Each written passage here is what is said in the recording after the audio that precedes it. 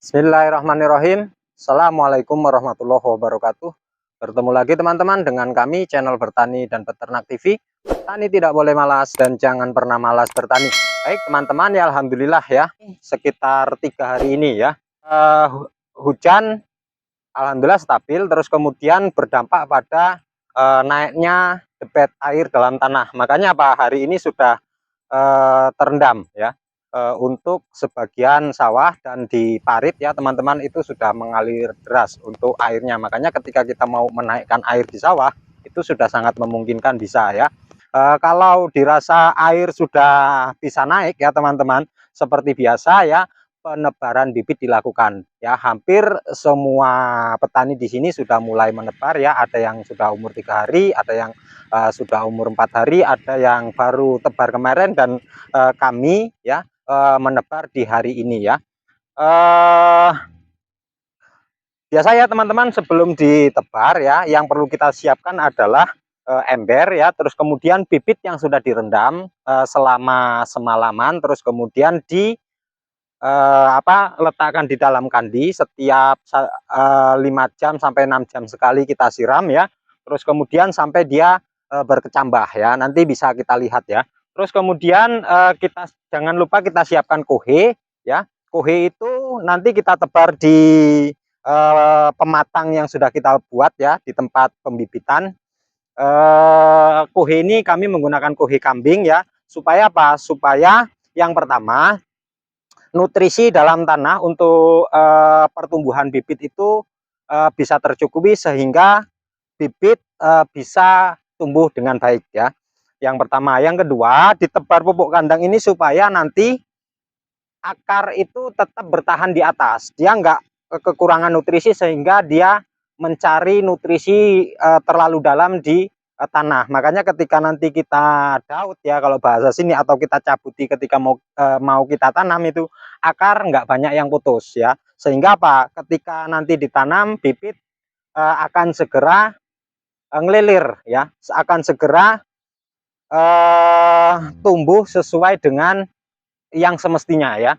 Yang terakhir ini adalah berambut ya teman-teman. Berambut itu adalah sisa-sisa penggilingan padi ya, atau sekam mentah ya, atau merang ya. Nah, ini fungsinya untuk mengelabuhi hama ketika kita nanti menebar bibit ya. Nanti kan hama seperti ayam ya, terus kemudian burung ya, ketika banyak berambut dia kan akan kebingungan memilih yang mana.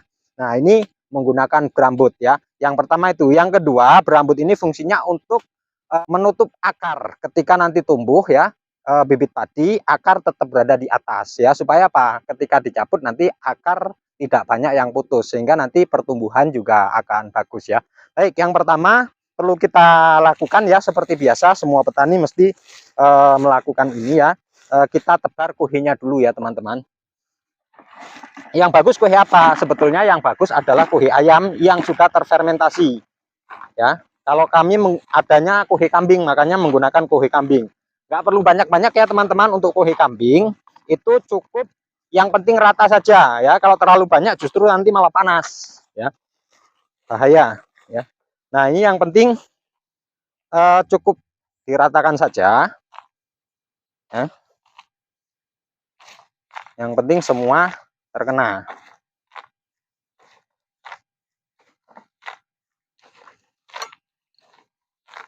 Untuk satu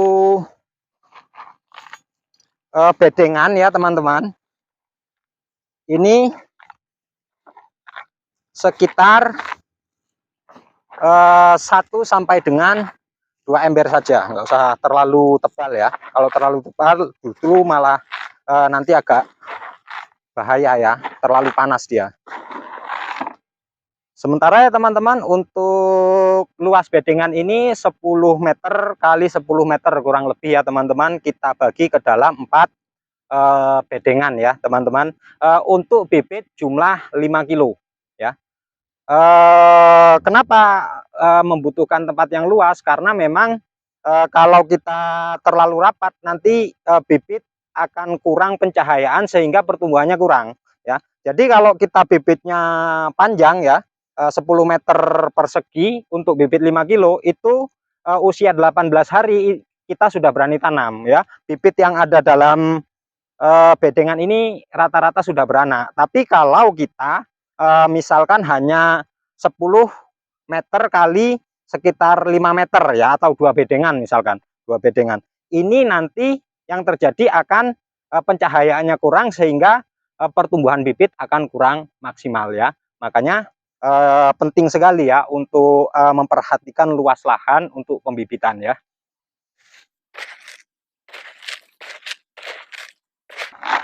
Nah, diusahakan ya teman-teman untuk yang di bedengan yang akan kita tebar bibit ya, itu kering ya teman-teman, jangan sampai ada genangan. Kalau ada genangan itu akan menyebabkan bibit menjadi busuk ya. Nah, ini usahakan kering seperti ini yang mau kita tebar.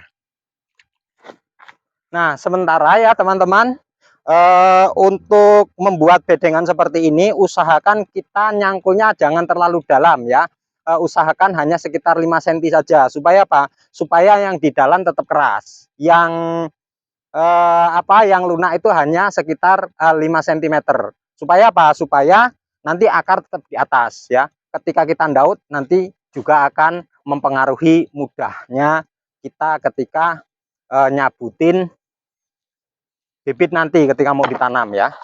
Jadi usahakan jangan terlalu dalam ya. Nah, sementara untuk pemupukan bibit ya teman-teman, itu di usia 7 sampai dengan 10 hari ya. Untuk satu pembibitan seperti ini cukup 1 sampai 2 kilo saja ya. Yang tipis saja, supaya apa? Supaya bibit bagus pertumbuhannya ya. Terus kemudian tanamnya di usia 18 sampai 25 hari ya, tergantung kapan kita siap untuk lahannya ya. Kalau lahan sudah siap 18 sampai 25 hari ini sudah bisa ditanami ya.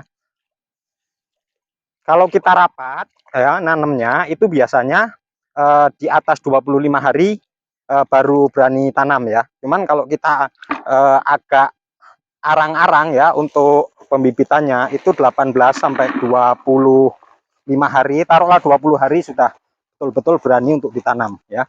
Dan dia saya pastikan di pembibitan itu sudah beranak ya.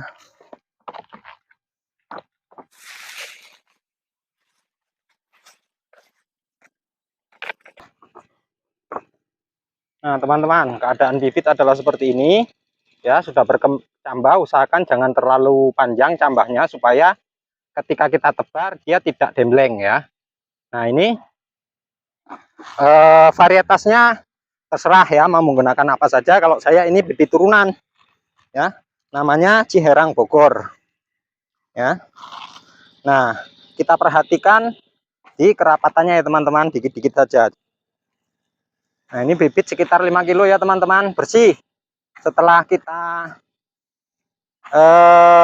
tapi ya, terus kemudian baru kita rendam ya. Artinya ini bukan bibit 5 kilo kotor ya teman-teman, tapi 5 kilo bersih.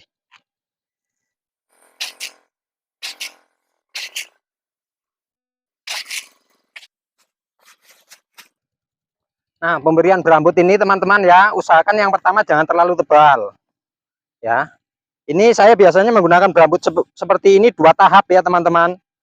Pratumbuh seperti hari ini dengan purna tumbuh. Untuk pratumbuh seperti ini kan gunanya ya sekali lagi untuk mengelabuhi hama pemakan bibit ya. Seperti burung, ayam ya, tikus ya. Nah itu kan nggak langsung menuju ke biji dia kalau mau nyari makanan ya, padinya banyak milih-milih dia. Nah di pengaplikasian tahap kedua itu di sekitar umur 5 sampai 10 hari ya. Kalau hari ini diaplikasikan terlalu tebal ya, khawatirnya nanti bibit nggak tumbuh karena terlalu tebal ya, terus kemudian tidak mendapatkan udara yang maksimal ya.